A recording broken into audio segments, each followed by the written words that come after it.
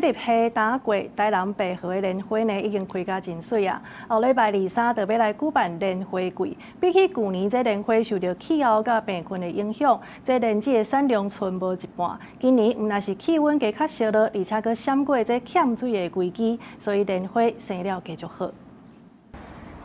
粉紅色的蓮花佇池仔內搖來搖去，這款像畫圖的景象，就是台南白河這陣上水的景色。舊年其實白河農民的心情並無理想，受到極端氣候和病菌的侵害，蓮園面積收加無到150公頃，收成剩無一半，蓮子繼續嘛對得起。那今年因為氣候穩定，蓮花園面積增加到182公頃，比舊年加30公頃。蓮農委會認為說應該是去年那個蓮子採收，還有蓮藕粉應該這農會它可能也會保證那個價格一個收購，所以可能就是大家會比較有意願種植，反而比去年還多。兩年都很慘。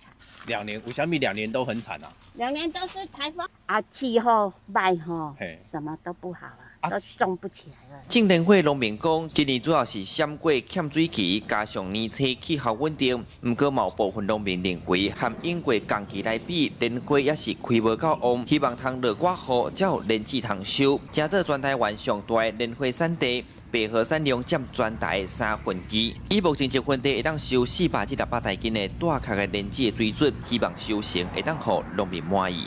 有的是我交啊，有的是無啊。了解。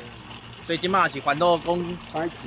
本來是5月嘛，對。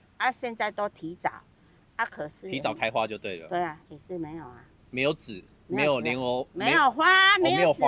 今年一度的白河蓮花季擺佇5月23聖大頂場，今年除了市集畫圖比賽和音樂會，現場嘛有安排焙蓮子、採蓮子的農村體驗活動。相關單位希望透過迄個活動行銷農村再生，嘛讓大家感受蓮花故鄉的特殊好風景。記者蘇台南採訪報道。